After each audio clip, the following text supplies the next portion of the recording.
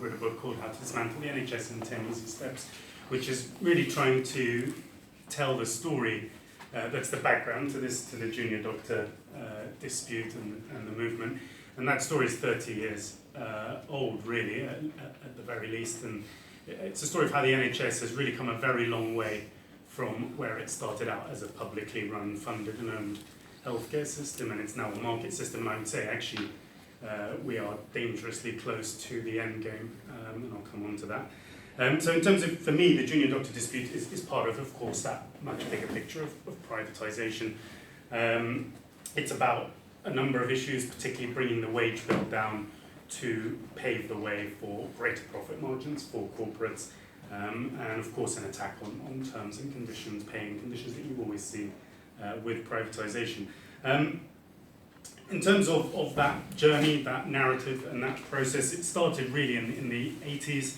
One of the first big steps was outsourcing of services like catering, cleaning, laundry. I'd say the first big step was probably the internal market, so introducing a limited market in the NHS, and that was on the basis of the kind of free market myths like competition, the idea that if you bring in competition into public services like healthcare, that you will improve standards and reduce costs. The opposite has actually been the case, and we've seen that not just here, we've seen that across the world. Actually, there's kind of a whole wealth of evidence that if you look at particularly the US, if you look at Germany, Canada, lots of countries that have undergone market-based reforms, you've seen their costs particularly skyrocket. In terms of the NHS specifically, this is one of the key arguments, of course, is around affordability, sustainability. One of the memes that we constantly hear from commentators, from politicians, and one of the myths that we really need to bust is that the NHS isn't affordable, it's not sustainable, that's why we have to change it. And the reality is, almost completely diametrically opposed. So we spend, the number fluctuates, but about 8% or so of our GDP or our economy on healthcare. If you compare that to European countries, it's well below that, particularly Germany, Holland, France, for example. If you compare us to the US, now that's a healthcare system where costs really are off the chart. If you want to talk about affordability, then that, which is the most privatised system, has a healthcare spend of about 16, 18, maybe higher as a percentage of their economy or GDP. And for that, they get much worse in return. So they have the worst, for example, infant mortality outcomes across advanced economies. So it's just beginning to really think about who's driving the agenda for reform and the motives for that. Affordability is one of the key things. One of the other things we, of course, hear is about standards and performance. Again, when you look at the time that the Health and Social Care Act was introduced, and I'll go into that in a bit more detail, the NHS was actually performing pretty well. It was, according to the Commonwealth Fund, for example, the best healthcare system in the world. And that paper was updated that study in 2014, so quite recently. The OECD, which is probably the most important think tank in the West, felt that the NHS was one of the best performers in the world, and that was a few years ago. Of course, there's been a slight deterioration in standards. We'll come, I think, back to that idea perhaps in the discussion as to the manufactured crisis. In terms of that narrative, following the internal or limited market, New Labour came in, of course, and actually expanded that limited market into an extensive market, particularly around things like public-private partnerships, which is really fundamental today in terms of things like PFI, so the Private Finance Initiative, fundamental to the dismantling of not just the NHS, but public services. And PFI is one of the key things we really have to think about getting rid of, cancelling, and public-private partnerships if we're going to have much hope of really saving high-quality public services. In terms of the last few years, as Yannis has alluded, we've seen an acceleration of privatisation, unsurprisingly, since 2010, and the key kind of milestone has, of course, been the Health and Social Care Act 2012, came into effect about 3 years ago. That is essentially a privatisation act. It's very much modelled on the privatisations of utilities and other public services that preceded this in the past 2-3 decades.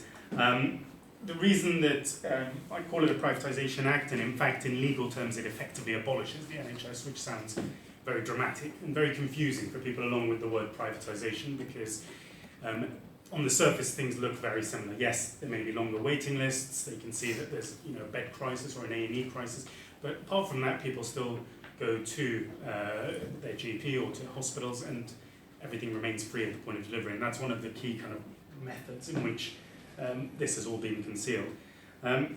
In terms of the Health and Social Care Act, or I'll call it the Health Act from now on, the reason that it is a privatisation act is for 3 or 4 key points. Number one, it abolishes the government's direct responsibility for the provision of the NHS. It devolves that responsibility to a number of bodies, of which you'll have undoubtedly heard of, so CCGs, clinical commissioning groups, as well as NHS England and a whole kind of coterie of other bodies. Now, if you look at the legislation again in terms of the provision of comprehensive care, it begins to undermine that whole basis of comprehensive care in terms of the duties of CCGs, and we're starting to obviously, we've seen in parallel with that a ramping up of rationing. So rationing has always existed to some extent in the NHS in a limited capacity, but it's now significantly gone up. The third key aspect of the Health Act is that it opens up, and this is perhaps the aspect that's been people have been most aware of and it's been most publicised, is that it opens up contracts, NHS contracts, to potentially unlimited privatisation. So in terms of figures, in the past 3 years we've seen about a third of contracts that have been awarded go to the private sector. And in terms of actually a significant chunk beyond that would probably take it to a majority of contracts have gone to non-NHS providers. So that would of course include charities, the voluntary sector and so on. But it's hard to get the data on this. It's still early days, and that allows the government and vested interest to get away with all kinds of misleading information. So another of these kind of memes and myths that we had particularly around the time of the election was the NHS isn't being privatised, and the percentage that's of the whole budget or of the pie that's gone to the private sector is, it's gone up from 6 to 7%. And it's that kind of very misleading rhetoric which of course has thrown most people off. I think if the public really knew what was going on, we certainly wouldn't have seen a Conservative majority last year, I don't believe. And the reason that's misleading is because, of course, they're looking at that whole NHS budget, of which you've got to remember 50 billion is wages, roughly. So if you're actually looking at figures, it goes back to those figures I've just referred to, which is looking at the actual numbers of the percentage of contracts which have been awarded. In terms of as of presently, post the Conservative majority, certainly seems to be a fast forwarding of the privatisation programme. So the 5-year forward view, particularly, which is the 5-year plan from NHS England and Simon Stevens for the NHS, is quite explicit. It's got to the point where actually smoke and mirrors are not particularly needed anymore to throw people off. So if you read the summary of that, it already references things like affordable care organisations, and it states that the NHS should be thinking about modelling itself on that. And you'll hear about affordable care, integrated care, accountable care. These are kind of fairly interchangeable terms. Probably the most used one is integrated care, and that's sounds great, doesn't it? Who would be against integrated care?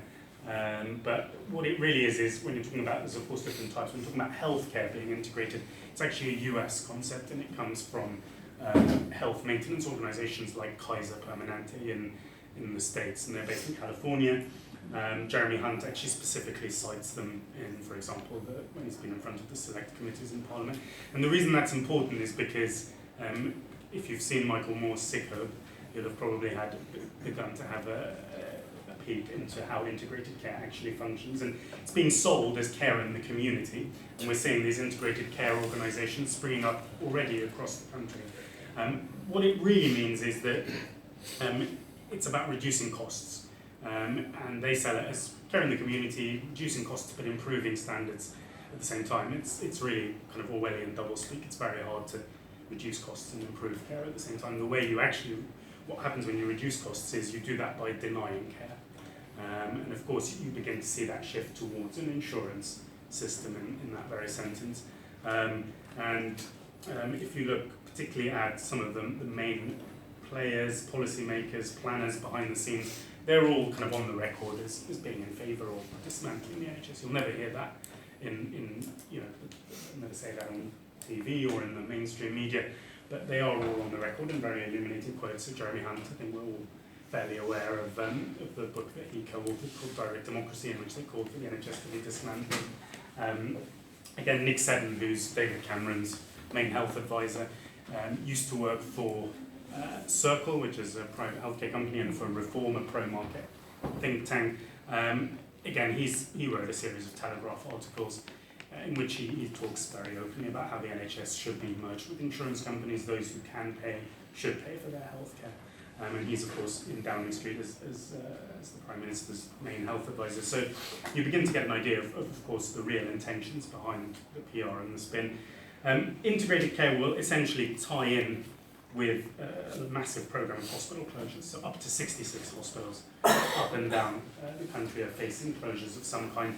In terms of A&E, for example, the plans have temporarily been put on ice, but the original plan NHS England envisaged until very recently was to close down the number of A&Es down to about 40 to 70, which is remarkably shocking when you think about it in the current crisis. There's plenty more really to talk about in terms of the latest developments. I won't have time really to go into them, but certainly some key points perhaps for the discussion, things like devolution, again another really form of insidious privatisation in many ways, and the latest things, of course, the STPs, so the sustainability and transformation plans, which again we need to address, and that's something that's just emerging now. I think in terms of starting to tie all of this up, I think where we are is essentially that the NHS becomes a state insurer. That's the direction of travel, so a bit like Medicare, for example, in the United States. So you end up with a two-tier system. So you will have an NHS, but it will be an underfunded, staffed, third-class service for the majority of the population. And then for those, obviously, who can afford it, who can get private health cover themselves or through their employers, so particularly a lot of corporations now seem to be offering their employees private healthcare cover, you will have, of course, a better type of healthcare. And so you begin to kind of get these different menus, a kind of basic McDonald's menu, if you like, for people who can't afford it, and an a la carte menu for those who are lucky enough to. And certainly one of the arguments that's used against this is that well, look at European countries, look at France and Germany, they seem to have reasonable health care, and it's not a kind of a sacred issue where or a religion where they end up having all kinds of arguments about it. But actually, if you look at France and Germany, those are insurance systems. I'm not an expert on them, but you have essentially, when you speak to people who live in France and Germany, it is a two-tier system essentially. It's for those who are poor, it is an inferior system to what you can get if you can afford some kind of private insurance. And actually, if you look at kind of Germany's social insurance, welfare policies, that is of course all under attack to some extent as well, in terms of austerity, of course, being across Europe. But if you actually look also, if you scrutinise the policies more closely, they are actually very much modelled on US healthcare policies. So it's all very well for them to try and use this misleading idea about, oh, well, we could move to a kind of French or German system, but actually things like integrated care derive from the US. In terms of tying that all together, so as a kind of final thought, I think you end up with the NHS as a state insurer rather than a state deliverer. CCGs, so these clinical commissioning groups, as insurance pools. You'll remember that it was sold as GPs being in charge of, or doctors in charge of organising care of commissioning. The reality is that commissioning is now being privatised as well. So those commissioning support units are being spun off, and those contracts will start to kind of be tendered towards the likes of United Health, SOCO, and so on.